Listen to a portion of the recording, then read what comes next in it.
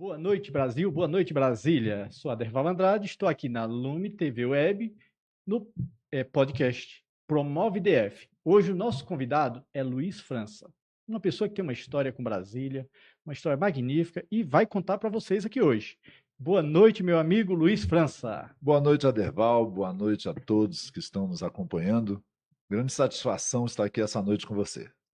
Luiz, nós temos um hábito aqui, para quem nos assiste, fazer autodescrição. Algumas pessoas já questionaram sobre isso. Por que uma autodescrição se é ao vivo? Justamente por isso. Porque tem algumas pessoas que têm deficiência visual e essas pessoas estão nos ouvindo ou irão nos ouvir, porque Muito esse bacana. vídeo vai ficar no nosso canal. Então eu hoje estou aqui com uma blusa gola polo verde, tá? Calça jeans, tem um microfone aqui à minha frente, um microfone preto, tem um celular, um computador aqui na mesa. Tá? Eu sou moreno pardo, tá? Tenho cabelo médio e tenho 1,78 m. Eu sou negro, de 1,96 m, estou usando uma camisa azul escura, com escrito Ceilândia, bem grande, bem bacana. Calça jeans, na minha frente tem um microfone, um telefone celular e a mesa aqui onde nós estamos fazendo nosso podcast. É isso aí, pessoal. Vamos lá. Quem é Luiz França? Luiz França é um jornalista, advogado, um entusiasta da vida, um defensor da comunidade negra, defensor das causas de animal, pet, do autismo, da saúde mental. E mais do que tudo isso, é um idealista, é alguém que acredita que implantando, trabalhando, se colhe o bem. Católico, apostólico romano, temente a Deus e, acima de tudo, grato, muito grato a Derval por tudo que a vida nos oferece. Você falou aí, né, das causas, o que se defende, e aí vem em mente uma das, né, que você falou aí em relação à saúde mental. O que te motiva para essa causa? Porque tudo tem uma motivação, né? O que te motiva para essa causa, saúde mental? A saúde mental é um tema que eu falo com o coração. Eu vejo que hoje enfrentar essa questão é mais do que uma necessidade, uma obrigação de governos, de empresas, das mais diversas atividades. Você veja que o governo federal agora, através do Ministério do Trabalho, Emprego e Renda, o MTE, editou a nova, a NR01, que orienta as empresas a estabelecer e cumprir regras para que cuide da saúde mental dos seus funcionários. Os governos, prefeituras, governos estaduais também vêm implementando regra. O que ocorre? A saúde mental é o grande drama da sociedade brasileira. Nós vivemos hoje um tempo diferente da nossa época. Na nossa época, as famílias, o pai e a mãe da gente, eles tinham. Qual era o pavor do pai e da mãe? Era que os filhos não tivessem vício relacionado a drogas. Meu Deus, tem que tomar conta dos meus filhos para eles não se meterem com drogas. Hoje, os vícios são diversos, Aderval. É vício em rede social, é vício em internet, é vício em telefone, é vício em jogos online, são vícios diversos. Mais do que isso, a depressão, que muitos diziam antigamente que era frescura, a depressão hoje é um dos problemas mais graves que a sociedade, a família brasileira enfrenta. Você tem problema de depressão em famílias de todo tipo de renda, família de alta renda, família de baixa renda, e você tem os mais diversos distúrbios que a sociedade, a comunidade, mal consegue identificar, porque nós temos um grave problema no Brasil, que é a falta de diagnóstico. Então, a saúde mental é um tema que nós vamos trazer para o centro das atenções, para que todos, governo, empresários, comerciantes e a sociedade geral entenda que essa sim, esse sim, nós estamos vivendo uma pandemia de saúde mental, não só em Brasília, mas no mundo todo. E nós precisamos encarar isso de uma forma efetiva. Realmente, com a pandemia, aí você falou em pandemia, e teve aí a pandemia do Sim. Covid, e nós sabemos que as pessoas ficaram muitas dentro de casa, né? Algumas ficaram ali em confinamento, digamos isso. E isso mexeu muito com o psicológico das pessoas. E aí, será que o país, o mundo, que foi uma questão mundial, o país, o mundo, estaria preparado e com políticas públicas efetivas para isso?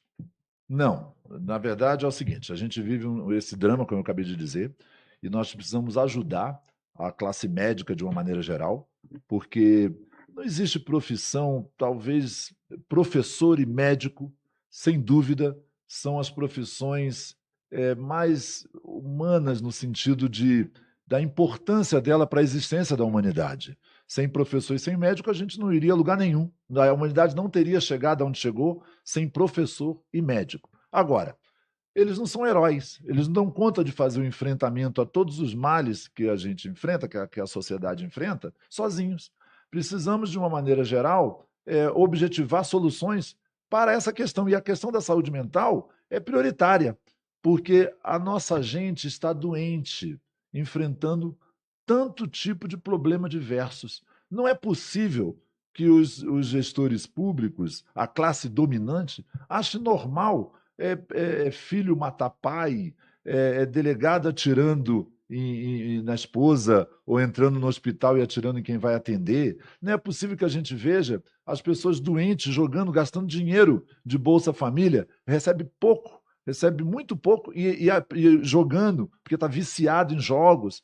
Não é possível a gente achar normal as crianças de uma forma doente, coitadas, não conseguem sair da rede social. Então, assim, e as pessoas precisam de ajuda para poder encontrar a solução.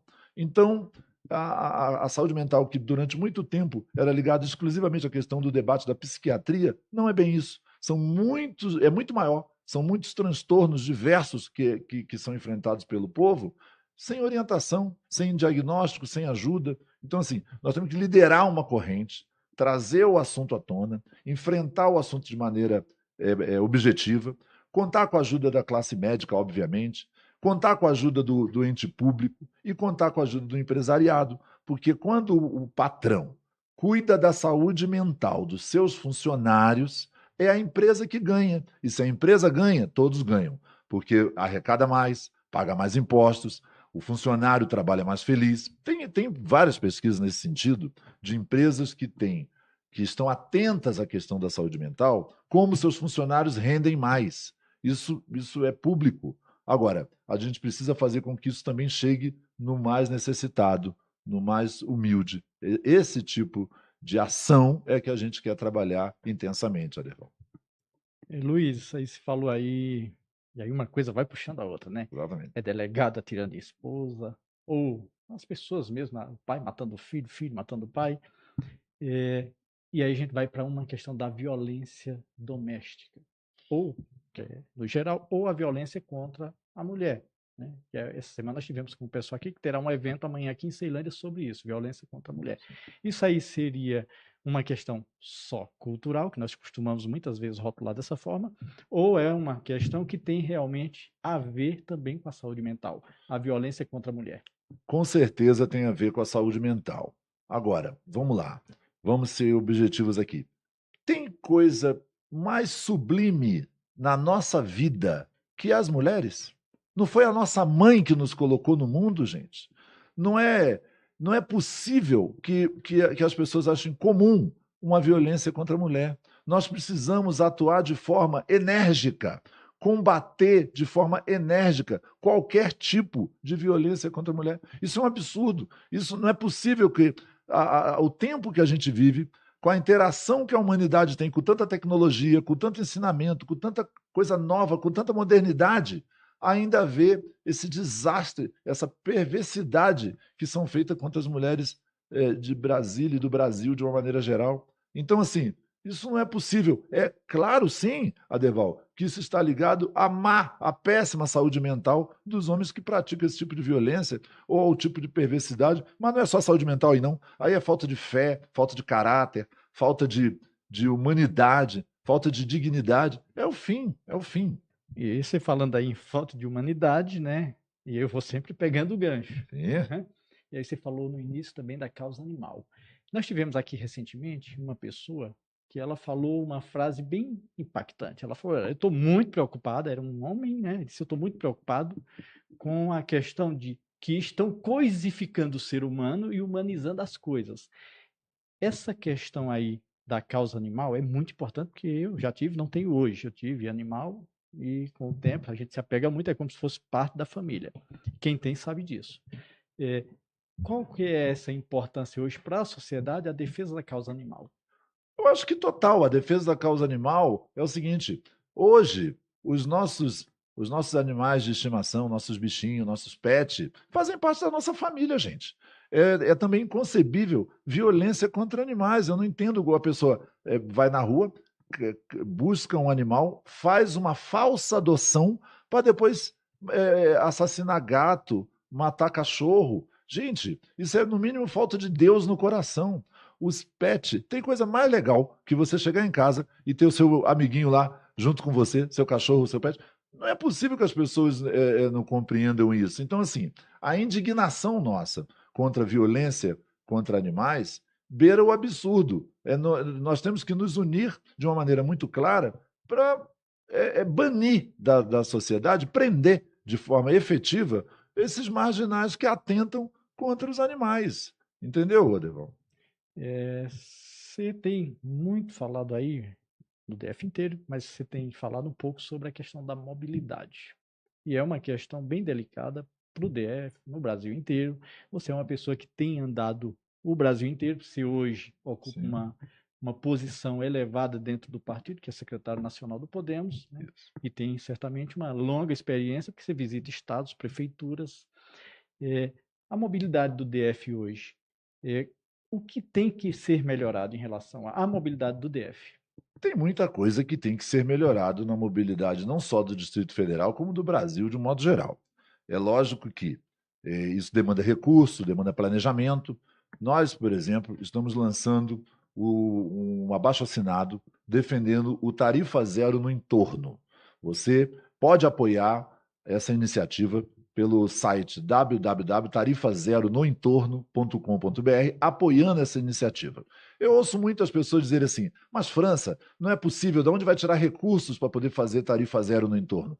Eu te pergunto, o governo não arruma recursos para salvar banqueiros, salvar grandes empresários? Por que não pode salvar o trabalhador, o estudante que enfrenta ônibus lotado para poder vir do entorno trabalhar no Distrito Federal? Claro que tem solução. Basta ter força política, basta ter boa vontade. Sempre tem solução quando há boa vontade. Então, Aderval, a questão da mobilidade é assim. Nós temos aqui em debate agora, o governador Ibanez Rocha criou a Secretaria do Entorno do Distrito Federal, que está a cargo de um secretário extremamente capacitado, que é o Dr. Christian Viana. E o Dr. Christian Viana, junto com a Secretaria do Entorno de Goiás e mais a ANTT, estão liderando o processo de criação de um consórcio, onde o governo do estado de Goiás e o governo do Distrito Federal vão se associar para poder viabilizar uma tarifa mais justa ou menos absurda que as que são praticadas hoje no Distrito Federal. Hoje, no Distrito Federal e no entorno, as tarifas de ônibus são absurdas. Não tem cabimento pagar quase R$ 20 para alguém vir de uma cidade que está aqui do lado para poder trabalhar em Brasília. Tanto é possível o tarifa zero que o prefeito de Lusiânia já pratica o tarifa zero no município de Lusiânia, várias cidades no Brasil praticam o tarifa zero e o governador Ibanez Rocha lançou o tarifa zero aos finais de semanas e feriados no Distrito Federal, porque tem boa vontade e força política para poder fazer. Você acha que o governo federal, somado ao governo de Goiás e o governo do Distrito Federal, não podem juntos viabilizar o tarifa zero para os moradores do entorno que trabalham ou estudam em Brasília? Claro que sim, óbvio que sim, porque esse mesmo governo federal já salvou grandes bancos no Brasil, já salvou enormes empresas, companhias aéreas com bilhões e paga bilhões para bancos de juros, de dívidas atrasadas de governo, de outras gestões. Então, assim, há dinheiro lá atrás, gente. Quando se falava lá atrás no Bolsa Família, que faria um Bolsa Família para dar para milhões de brasileiros um salário mínimo, muita gente também desacreditou. Disse que era impossível, que era um sonho, que era conversa fiada, que não ia acontecer. Os mesmos descrentes que hoje atacam o tarifa zero no entorno, atacavam o Bolsa Família lá atrás. E hoje milhões de brasileiros recebem Bolsa Família. E aí? Agora, por que os descrentes não vão ler, não vão procurar informação e vão ver que o governo gasta bilhões de reais salvando empresas, salvando companhias aéreas, salvando bancos. Quer dizer, pode salvar o banco. Pode salvar o banco que está quebrando, tem que dar o dinheiro para o banco não quebrar. Mas não pode salvar o trabalhador e o estudante que precisa do tarifa zero. Isso não tem cabimento. Isso não me convence. Essa tarifa zero, só para eu entender, quem está nos assistindo ou vai nos assistir, seria uma tarifa zero todos os dias, porque aqui no DF Sim. tem final de semana, seria zero mesmo. Sim, como é praticado nas cidades. Várias cidades do Distrito Federal, várias cidades do Brasil praticam tarifa zero. O prefeito vai lá, contrata a empresa, paga a empresa diretamente e exige lá da empresa X número de quilômetros. Ó, você vai rodar tantos quilômetros no meu município, transportando X números de passageiros e nas linhas tais. E pronto, contrata a empresa, paga diretamente para a empresa e a empresa recebe do ente público, da prefeitura, no caso. E o prefeito decide. Pronto, a partir de agora não vou mais cobrar do meu morador, do meu munícipe. E o passageiro.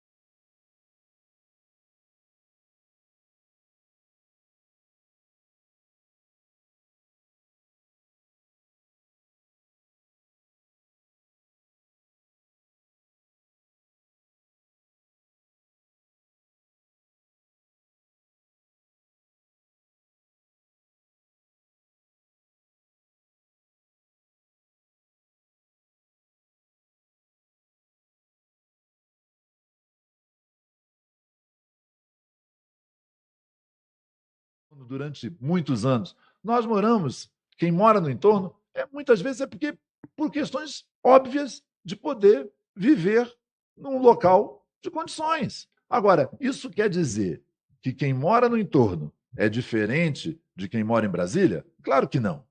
Não tem como discutir. São pessoas, né? E todas elas têm direito. Vamos falar um pouquinho mais, a gente está falando de política, né? No geral. Eleição 2026. Já? Você já quer falar isso? Vamos chegar, depois a gente puxa, vai para o outro lá e tudo mais. Eleição 2026. Como é que está o França, como é que está o Podemos nesse tabuleiro para 2026? Bem, o Podemos está muito bem, graças a Deus. Estamos nos organizando e nos preparando para enfrentar a eleição de 2026, oferecendo à população do Distrito Federal opções de nomes nas chapas de deputado distrital e de deputado federal. O partido passou recentemente a fazer parte da base de sustentação e de apoio ao governador Ibanez. O nosso presidente Christian Viana assumiu a Secretaria de Estado do Entorno, que cuida exatamente dessa região que a gente tem muita afinidade, e o partido está trabalhando para a eleição de deputado distrital e federal. Estamos no meio do processo. Esse é um processo longo, porque quem vai ser candidato ano que vem tem até o mês de abril de 2026 para poder fazer a sua filiação, mas se você que está aí nos assistindo e deseja ser candidato e deseja colocar o seu nome à disposição, venha conversar com a gente. Juntos podemos. Vai dar certo? Vai dar certo.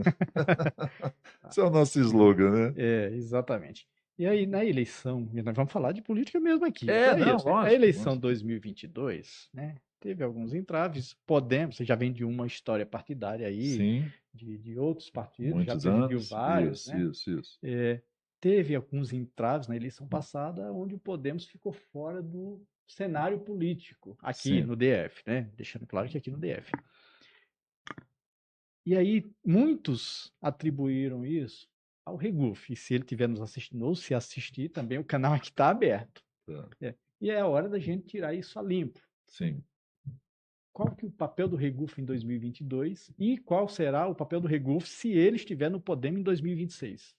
Olha, o Regufe é um grande nome da cidade, é um rapaz, um político moderno, com pensamentos e uma ideologia própria e severa e austera, e é um grande valor. Naquela ocasião, o Regufe era senador do Podemos e o nosso candidato ao governo do Distrito Federal. Por uma questão de articulação política, entendeu-se na ocasião que ele deveria ir para o União Brasil, que era um partido mais estruturado em termos de tempo de televisão, de condições de fundo partidário, enfim. Era um partido, na época, mais robusto e que seria uma candidatura mais. Seria mais viável a candidatura dele pelo União Brasil. Ele foi para o União Brasil, depois, lá, junto com os dirigentes, eu não sei bem o que aconteceu, e acabou ele não sendo candidato. Então, mas as portas do Podemos sempre estiveram abertas para o Regufe. Ele sabe disso, a gente fala frequentemente. É um grande nome, é um grande parceiro. O partido tem total afinidade com ele sabe com a plataforma que ele defende. E é um nome que eu não tenho dúvida estará presente na próxima eleição e vai ser um grande sucesso. Luiz, você já fez parte de alguns governos aí, não sei dizer quais, né? Mas assim, do Roriz até agora o governo ibanês, que agora você é base, o partido é base, você é base do governo ibanês, né? Desses, o ibanês nós vamos falar no futuro, né? Porque geralmente você só fala depois que sai. E aí aquela questão do o eterno governador. Desses aí, eu acredito que você aprendeu e ensinou alguma coisa em todos eles. O que mais foi interessante e que te chamou a atenção na gestão Roriz, gestão Arruda e na do Agnello, salvo engano, não sei Agnello, se o Podemos fez parte. Desses aí, porque cada um tem uma história.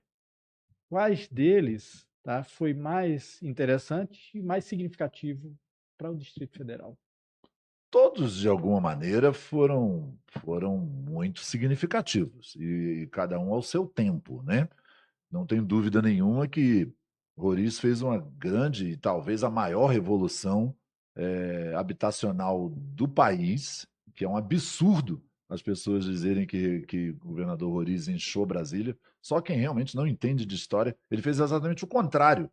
É engraçado como é que o sistema, quando quer confundir as pessoas, eles martelam para tentar desmistificar a verdade e impor mentira.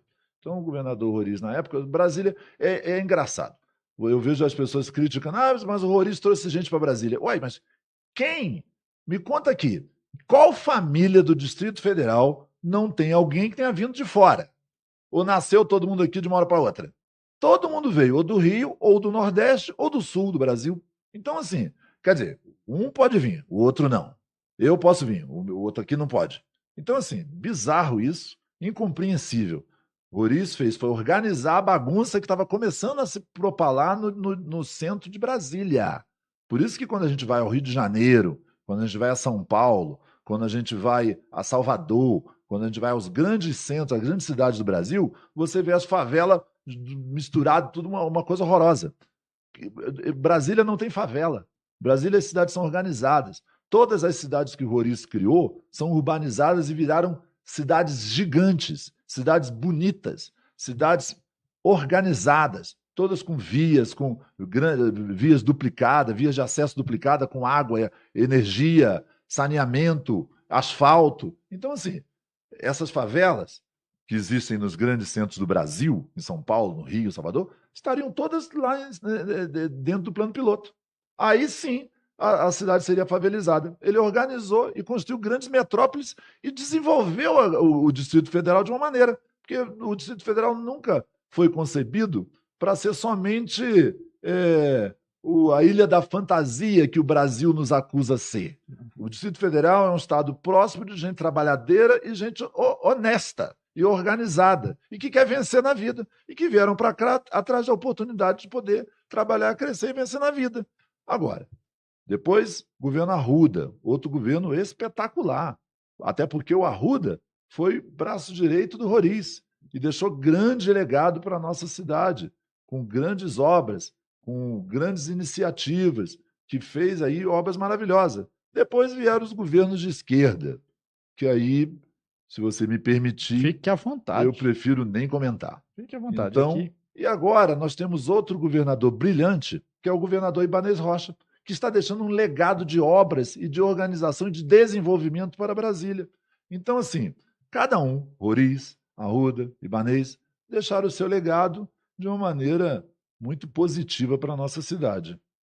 Vamos aqui ver as redes sociais. Não sei se você está conseguindo acompanhar por aí e mandar um Vou alô ter para que esse colocar pessoal que é o assistente. Eu brinco que é o o assistente. assistente. Né? Mandar um alô aqui para os que estão nos assistindo. E assim, sigam as redes sociais nossas. O Instagram é @LumeTVWeb. No nosso YouTube também, Lume TV Web. E se inscreva, porque a sua inscrição, o seu like, seu joinha é o que nos fortalece a continuar com esse trabalho aqui. Você quer ir lendo aí? Não Alguns tô, que você eu conhece? não estou conseguindo Vamos lá, colocar. Dona Meire Belo. Mandou logo no início aqui. Cadê aqui? Parabéns. Meire Belo. Como é que eu coloco aqui para me ver? Deixa eu ver aqui. E... Volta. Calma aí, gente. Ao vivo é assim mesmo. Tá? E eu que não sei nem Essa é a colocar. parte boa. E eu que não sei nem colocar o trem aí para poder ver. Agora sim, só subindo Agora aí, ficou tá? bom. É pra vocês saberem que é ao vivo, tá? Isso aqui não Agora é o negócio gravado. ficou bom. Olha aí. Muito legal. Pronto. Tá. Gesanias. Cadê o Gesanias? Vou mandar um grande abraço, meu amigo Gesanias. Teve a primeira Dona Meire, né? Dona Meire, minha querida amiga Meire. Mandar aqui um abraço também para o meu amigo Sávio. Nosso. Você sabe que a gente tem uma instituição que tem feito um trabalho muito legal. O Instituto Rumo Certo DF. O Rumo Certo DF é inspirado no projeto Rumo Certo de Belo Horizonte, da minha querida amiga deputada Nelly Aquino, que faz um trabalho social formidável em Belo Horizonte. E nós nos inspiramos no projeto Rumo Certo de Belo Horizonte para criar o Instituto Rumo Certo DF. Que é presidido por um brilhante advogado, o doutor Wilk Batista, tendo como vice-presidente o meu querido amigo coronel Arthur Solon, motociclista, vai estar aqui com a gente amanhã em Ceilândia, no evento que nós estamos fazendo, o Instituto Rumo Certo, comemorando o aniversário de 54 anos da nossa amada Ceilândia. Temos também a parceria e a colaboração do nosso diretor administrativo, Rafael Tomás, e o nosso diretor financeiro, coronel Alexandre Ataídes, nosso diretor de projetos e parceria, doutor Sávio Ferreira, o meu parceiro, irmão e meu compadre e cunhado, Valdir Dias, nosso querido Ana Paula França, que está à frente da parte social do Instituto, a Denise, o Adolfo Lúcio, a Help, o Letieri, o Serginho, enfim, é um time maravilhoso, a Renatinha, é um time grande que está à frente aí do Instituto Rumo Certo, nos ajudando, e eu estou vendo aqui eles aqui em peso, mandando um abraço, então um beijo para todo mundo do Instituto Rumo Certo DF, se faltou alguém, manda aqui, que a gente já... Nosso querido amigo Ronaldo Vinhal, e da Associação Comercial Empresário de Ceilândia, Laiane Santos, boa noite, obrigado, Laiane. Doutora Laiane, advogada. Doutora Laiane, advogada, verdade. Lohuana Medeiros, também advogada. Doutora Lohuana, também faz aqui o Grandes Encontros da Advocacia, toda terça-feira. Ótimo, vamos acompanhar. Uma turma muito boa. E o seguinte, fazer o bem, você não precisa, para fazer o bem, de subterfúgios. Se você quer fazer o bem para alguém, faça você mesmo e faça agora. Se você quer ajudar a distribuir cesta básica, ajudar alguém a arrumar um emprego, ajudar alguém com uma orientação. Quando eu falo de saúde mental, eu quero dizer o seguinte: muitas vezes nós podemos só falar uma palavra importante para uma pessoa, uma voz de sensatez, uma voz com sensibilidade, uma voz de apoio. Você já ajuda a tirar alguém de um dia triste, de um dia chateado, de um dia deprê. Seja positivo, acredite em você mesmo, acredite no seu futuro, acredite em Deus, converse com a natureza, converse com o seu coração. Vai aparecer oportunidades na sua vida, tenho absoluta certeza. Mandar aqui um Oi, aqui, um abraço aí pro Caio Valente, tá lá em São Paulo com o Frei Hans, Caio na Fazenda Valente, da nosso Esperança. querido Caio Valente, brilhante Caio Valente, irmão, muito trabalhador, família maravilhosa. Um beijo no coração. Mandar um beijo também para Roberta, esposa do Caio, e para o Frei Hans, né? Nosso grande Sim. ídolo. Que em breve estará aqui inaugurando a Fazenda da Esperança masculina aqui no Tá Sol junto. Nascente, né? Amém. Vamos estar juntos. Uhum. Vamos lá. Vamos voltar aqui, já falou rede social, já deu Já falamos aqui de todo É, mundo, né? isso. E aí, alguém quiser deixar alguma pergunta, pode deixar a pergunta aí. Fazer o bem sem olhar a quem? Doutora Loruana falando isso aqui. E aí, essa questão de fazer o bem, quando você falou aí, se precisava dar uma cesta básica, que a gente sabe que o doar uma cesta básica, ou doar um mantimento, ou qualquer outra doação que seja, ele é necessário. Mas o Frei Hans, e aí nós falamos do Frei Hans, né, lembrando aqui com o Caio, ele disse certa vez que você tiver que doar, faça a doação em vida. Se você tiver que fazer algo, faça em vida, porque você Exatamente. acompanha aquilo dali, o que está acontecendo. Ele sempre fala isso nas palestras dele. Tem gente aqui entrando aqui nas redes, eu vou falar fatos incríveis. Gostaria Ah, de saber mais sobre o transporte público. Ó, pessoal, agora aí é porque é o seguinte, o é, transporte público é um sofrimento na vida do trabalhador e do estudante. E nós não podemos ficar assistindo isso de braço cruzado. Então, as empresas estranguladas põem a culpa no trabalhador do transporte público, o motorista, coitado, trabalha estressado, sob pressão, com a saúde mental abalada todo o tempo. O trabalhador rodoviário sofre essa pressão porque ele não tem culpa, ele é só um instrumento do conjunto da mobilidade. Então, você veja que como o trabalhador sofre com o transporte público de baixíssima qualidade no Brasil inteiro, de uma modo e geral, pagando caro. e pagando caro. Uhum. Porque aqui o Fatos Incríveis, porque está com Fatos Incríveis, não sei qual o nome, mas de qual cidade ele fala, mas ele diz aqui, olha, nós do entorno sofremos muito com o transporte público. Eu, o exemplo dele, todos os dias saio 4 da manhã para chegar ao trabalho. Geralmente as pessoas Você vê perdem que você, 2 você, horas. é, você vê que é É. absurdo. Sai Uhum. 4h30, provavelmente ele deve começar a trabalhar 8 da manhã. Ali, Eu me chamo Rafael, sou de Águas Lindas. você, Ah, o você, Vivo é bom por isso. ao vivo é maravilhoso. Você veja como é absurdo isso. Sai 4h30 da manhã para poder chegar no emprego, provavelmente 8 horas da manhã, deve ser o horário que ele começa. Então, passa horas num transporte público de má qualidade, pagando um preço absurdo, pagando um preço caro. Você acha isso normal? Eu não acho isso normal. Então, entre no nosso abaixo-assinado, vamos liderar esse processo, vamos sim em busca do tarifa zero no entorno. É possível sim, basta ter força política, basta ter vontade, porque se tem dinheiro para salvar banco, se tem dinheiro para salvar companhia aérea, se tem dinheiro para salvar grandes empresas, tem dinheiro sim para fazer transporte público de qualidade, tarifa zero no entorno para trabalhador e estudante. É isso aí, ó. Vamos falar agora sobre fusão e federação partidária? Vixe, vixe, É interessante porque ultimamente, né, tá um movimento. digamos que de 80 até 2013 se criava muito partido. Sim. Nós tivemos vários partidos aqui, eu já até entrei em algumas vezes em relação a essas questões de partido. Agora, recentemente, o amigo Pontaleão estão Sim, começando novamente com uma sim, ideia, sim, né? sim. Mas aí vamos falar da fusão e federação e explicar para o pessoal que nos assiste a diferença de uma e de outra, né? Agora, especificamente sobre o Podemos, uma conversinha que tem por aí de federação entre o Podemos, tá, e o PSDB. E aí depois a gente conversa sobre esse casamento que está lá. E aí, claro, você pode não falar porque compete aos Sim, presidentes, sobre União Brasil e o Progressista. Mas vamos falar especificamente sobre sobre o Podemos. nosso, né? Exatamente. Como é que está isso daí? Quais as vantagens para o povo? Eu não estou interessado em saber a vantagem para os parlamentares, mas para o povo, uma A, fusão ou uma federação. a grande vantagem para o povo é a diminuição do número de partidos. Porque não tem sentido ter 30 e tantos partidos no Brasil. Para que isso? Aí você tem uma quantidade absurda de partido, gastando uma quantidade absurda de recursos. Hoje em dia tem um tal do fundão.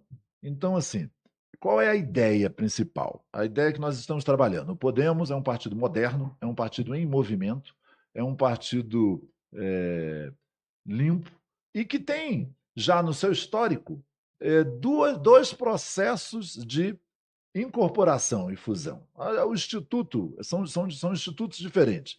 Fusão é quando dois partidos se juntam, deixam de existir o CNPJ anterior, ou seja, são extintos dois e surge um terceiro no lugar desses dois. Incorporação é quando um assume o outro.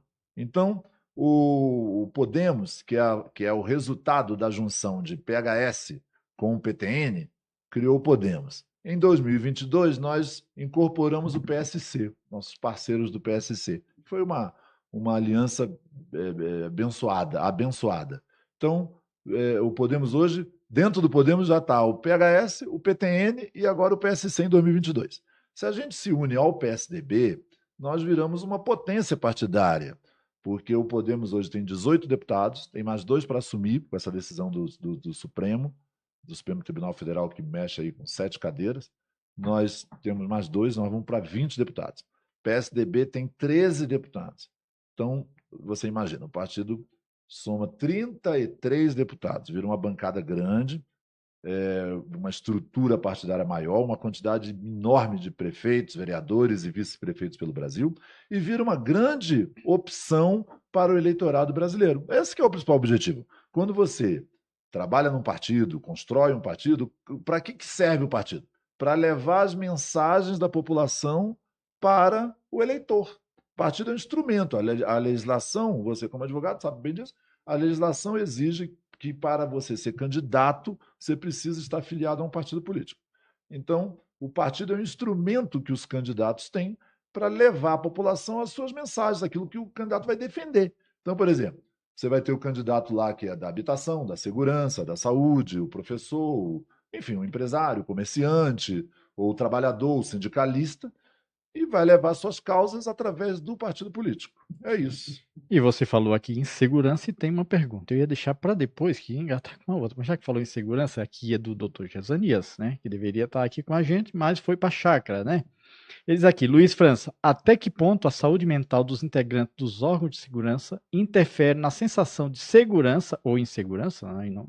Ele não explicou aqui, mas vou fazer do jeito que ele pediu. Na sensação de segurança e que se espera de seus agentes, né? Então ele pergunta aqui. É o reflexo, esse né? reflexo, é isso.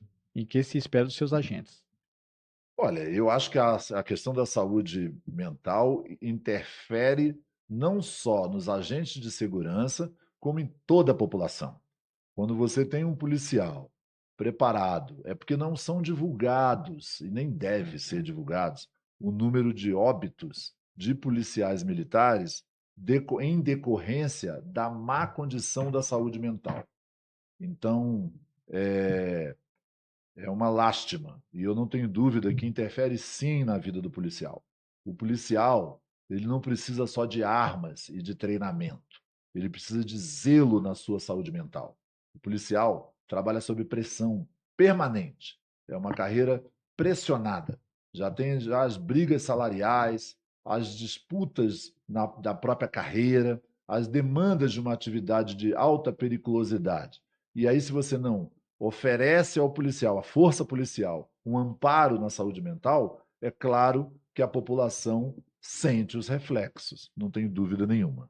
Eu creio que respondeu aqui para ele, se não, deixa outra pergunta aí. Mas vamos lá para a questão partidária. Nós falamos sobre a fusão ou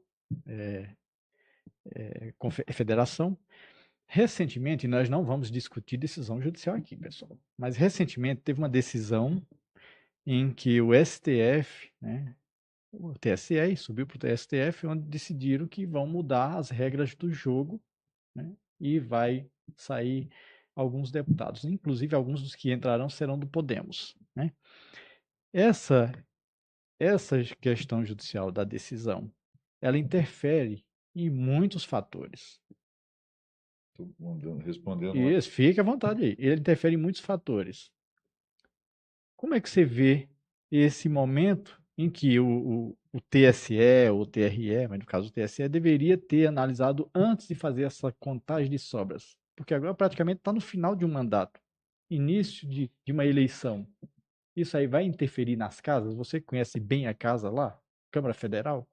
Rapaz, a gente não pode criticar o STF, né? Então, daqui a pouco a gente se critica o STF, quando eu descer ele já tem um camburão querendo me prender. Mas tem um monte de bizarrice que é cometida pelo Supremo Tribunal Federal nos últimos tempos. Isso aí, pelo amor de Deus. Então, uma delas é a decisão que tornou uma lei ilegal, declarou a lei inconstitucional, porém, a lei iria valer mais 2 anos. É o caso dessa história das sobras. Grosso modo, essa confusão aí dos 7 deputados que vão ser trocados é porque o Supremo julgou uma lei, disse que era inconstitucional. Porém, deu uma modulada, que é uma expressão peculiar, uma adaptada. A lei não vale, porque se ela é inconstitucional, ela não vale. Se ela não vale, ela é ilegal. Porém, ela fica valendo, assim, ela é legal, mas a gente deixa ela valer até 2024. Foi mais ou menos isso. Então, por conta disso, ficou 7 deputados que não deveriam ter ficado e gerou essa confusão toda. Sinceramente, o Congresso está em vias de aprovar a reforma do Código Eleitoral e vai organizar uma série de questões em relação à vida eleitoral do país, seja nas regras partidárias e nas regras da disputa das eleições em si. Eu espero que arrume a casa. Não é fácil não, tá? Mas vamos ver como é que vai ser. É, tem uma questão de gênero, né? Que aí em alguns momentos, você fala sobre a questão de gênero e a questão racial. Sim. Essa bandeira você defende e como será a atuação do França, né? Porque você é pré-candidato e a gente sabe que, sendo eleito, qual que seria a atuação do França com essa bandeira racial? Não, mas não existe, no meu caso, bandeira racial. Eu sou negro, de origem humilde, de família pobre, tive as minhas oportunidades na vida, pude estudar, trabalhar e estou numa condição que eu posso chegar para o mais próximo e mais humilde e poder oferecer uma oportunidade de um caminho.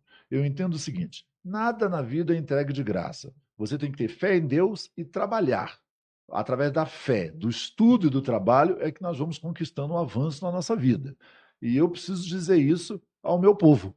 Essa é a minha principal intenção. É para isso que a gente trabalha, para poder levar às pessoas uma esperança de que a gente pode sim vencer na vida. Pode sim. O negro de origem pobre nesse país pode sim vencer na vida. Você precisa ter fé em Deus, você precisa estudar e você precisa trabalhar com determinação, sem ficar chorando, sem ficar se lamentando, sem ficar se lamuriando. Dificuldade todos nós temos, todos nós teremos. Viver é um processo. Viver é uma corrida de obstáculos. Mas você tenha certeza que no final vai dar certo. Rapaz, você aí agora. Você gostou, né? É bem interessante isso aí. Adeval, sabe o que ocorre? As pessoas falam assim: por que, França, que 57% da população do Distrito Federal é negra e não tem um deputado federal negro? Por que você vai no Tribunal de Justiça, tem 2 desembargador negro? Por que quando você vai numa reunião de altos empresários, vai ter na mesa um ou nenhum negro? Por que você tem poucas advogadas negras, poucas delegadas de polícia negras, poucas empreendedoras de sucesso negra? Tem todo um aspecto cultural, social, histórico envolvido. Não resta a menor dúvida disso. Agora, nós temos 2 caminhos na vida: ficar se lamuriando e reclamando do passado ou ir para cima. Eu sou da galera que vou para cima. Eu vou para cima para buscar as oportunidades que o nosso povo precisa. Então, falar da questão da igualdade racial é mais do que necessário. Quem fala que não existe racismo no Brasil é hipócrita, porque é óbvio que existe todo tipo de racismo. Racismo estrutural, preconceito de toda ordem. Então, assim, pode não ter esse racismo extremista que a gente vê em alguns locais aí do mundo, mas que existe um preconceito implícito, óbvio que existe. Não tenho a menor dúvida disso. Porém, eu insisto, a gente pode ficar reclamando e se lamuriando e se encolhendo, ou nós podemos ir para frente, mostrar para o jovem, mostrar para a criança que tem caminho, que tem oportunidade, que tem sim chance de vencer na vida. É preciso despertar essa força que há dentro de cada um. Isso. Luiz, o último aqui, se recordaria que o último deputado federal eleito por Brasília, e não vamos falar de outras cidades, de outras unidades da federação, que negro já teve algum? Qual? O último deputado federal eleito negro por Benedito Brasília? Domingos, há 16 anos atrás. O único que. O último. Último. Tivemos o Ricardo Quirino, que assumiu por algum tempo o mandato, pastor, querido pastor. Ele teve um senador que foi suplente e assumiu, né? Isso, que foi o Eurípides. Isso. Senador Eurípides Camargo, né? Tem uma pergunta aqui do Jazania. Será que é pergunta, Jazania? Ele está falando das cotas. Ele está perguntando qual a nossa visão sobre as cotas. Olha, eu não tenho dúvida que as cotas foi um avanço. Agora, claro que precisa ser aperfeiçoado. É óbvio que precisa ser aperfeiçoado. Tem uma série de questões relativas à questão da igualdade racial que precisa ser aperfeiçoado. Agora, o povo negro não está atrás de esmola de ninguém. Está atrás de oportunidades para poder estudar e vencer na vida. E eu acho que a gente pode construir, sim, essas oportunidades e esse futuro para a nossa gente. Assim como o trabalhador, assim como as mulheres. Falta mulheres na política, você já reparou? Não existe mulher na política. Exato. São poucas mulheres na política. A gente tem que abrir oportunidades para trazer as mulheres para a política, porque as mulheres é metade da população. A grande maioria das mulheres extremamente empreendedoras, dinâmicas. Então, assim, elas têm um mar de oportunidades. Agora, faltam que os partidos, o Podemos estimula muito, tá? Tanto que nós somos presididos por uma mulher, deputada federal de São Paulo, minha querida amiga Renata Abreu. Somos liderados por outra mulher, deputada Nelly Aquino, do Podemos de Minas Gerais. No Senado temos a senadora Soraya Tronic, guerreira, vibrante, advogada, espetacular. Então, assim, você tem soluções e caminhos para fortalecer a participação da mulher na política, para poder abrir oportunidade para o jovem, para poder abrir oportunidade para os que se sentem numa opção fora do caminho dos poderosos. Entendeu? Essa pauta parece que rendeu aqui, mas assim, você falando aí no negro, e aí geralmente o negro ele tem que se esforçar o dobro dos outros, né?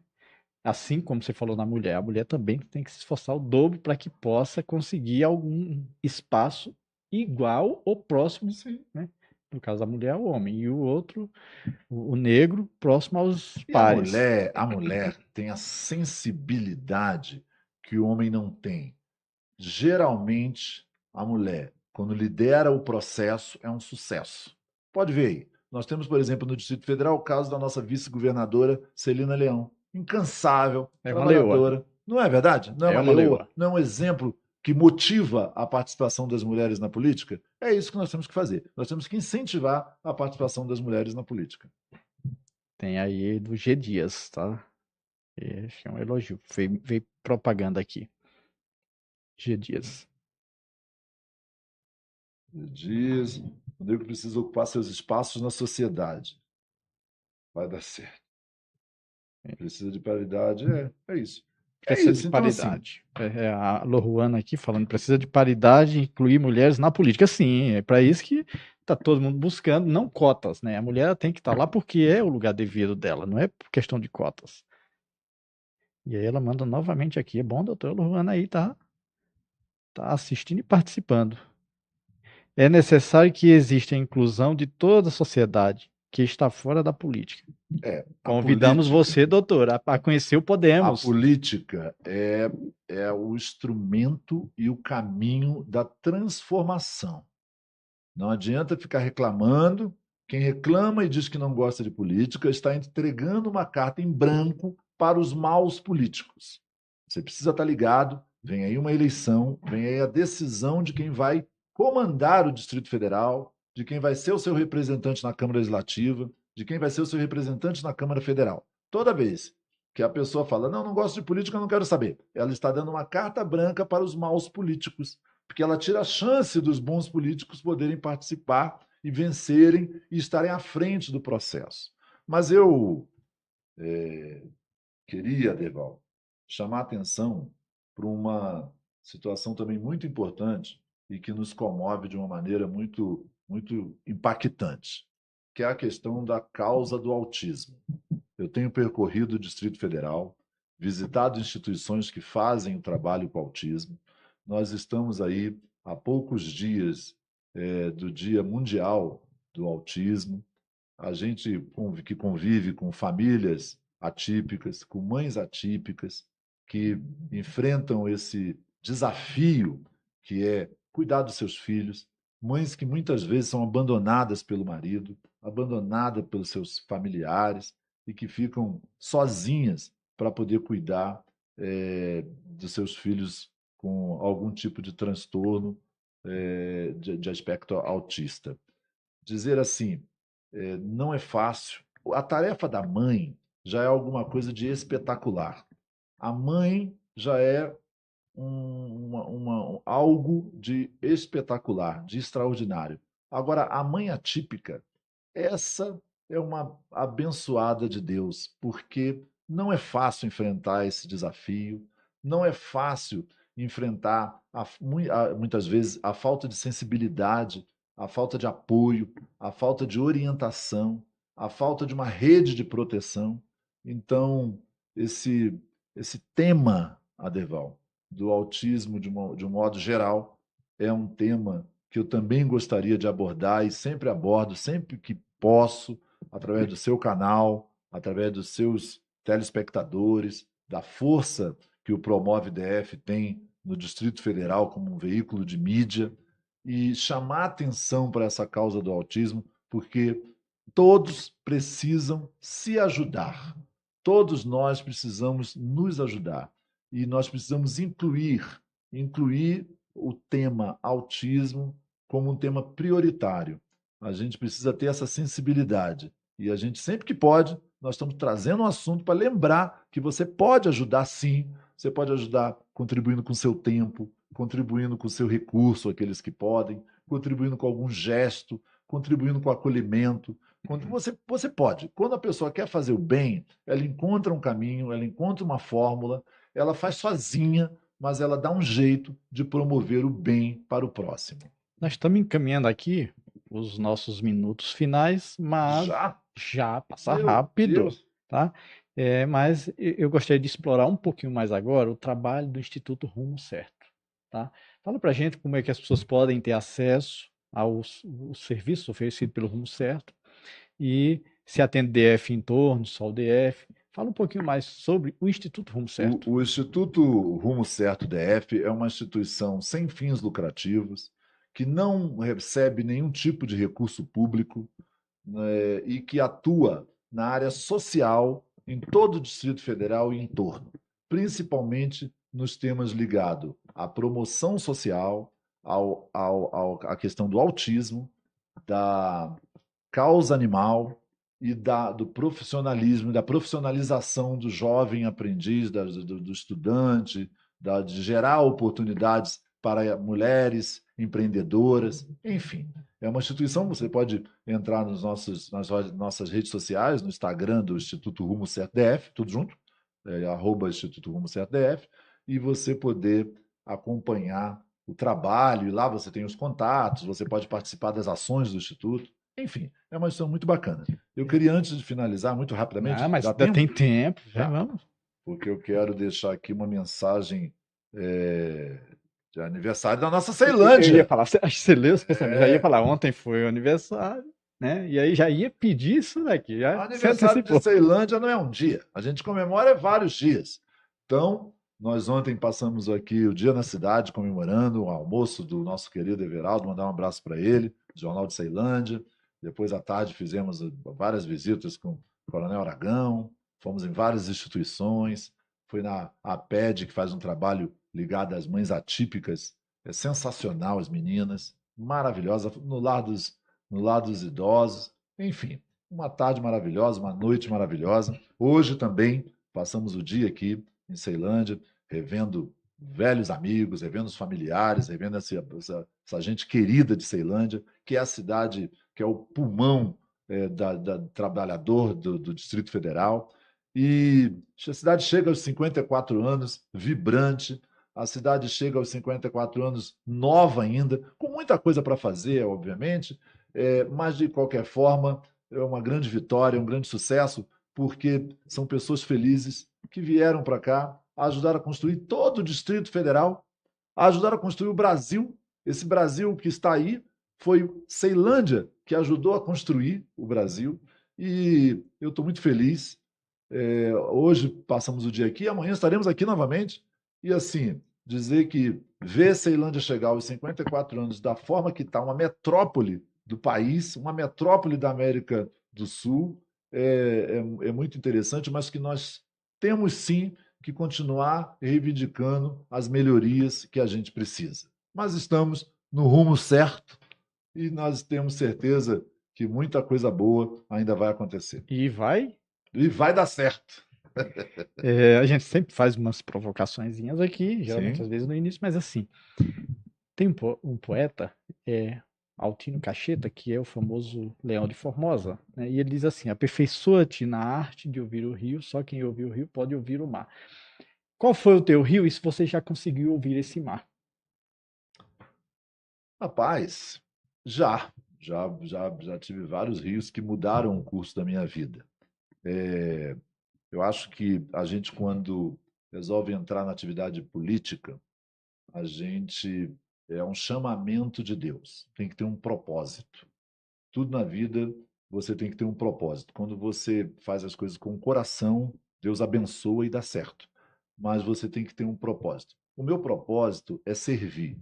Eu quero ser um instrumento para que a população do Distrito Federal, de um modo geral, possa é, alçar uma situação melhor, ter dignidade. O trabalhador possa ter dignidade para poder chegar ao seu emprego, ao seu local de trabalho, ter a oportunidade de ter um bom salário, a mãe possa saber que seu filho está em segurança na escola, que a sua casa está em segurança, o servidor público possa ter a sua carreira regularizada, organizada. Enfim, nós vivemos numa situação muito assim, meio que absurda, porque é um país de tantas oportunidades, um país de uma maneira tão rico e, ao mesmo tempo, com tanta injustiça, com tanta miséria, com tanto sofrimento.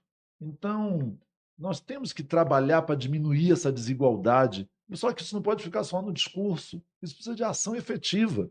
Então, eu estou cansado de assistir a discurso, cansado de ouvir a conversa fiada, então eu realmente resolvi, junto com a minha família e minha turma, que a gente pode sim buscar alternativas. E é isso que nós estamos fazendo. Então, nós estamos andando pela cidade, pelas cidades do Distrito Federal, conversando com as pessoas. Tem nada definido. A única coisa que está definida é o seguinte: do jeito que está, não vai ficar. Nós vamos melhorar. Agora, para melhorar, nós temos que nos unir, nós temos que debater, nós temos que participar, nós temos que se mobilizar, nós temos que se juntar, e aí sim, juntos, a gente acha um caminho.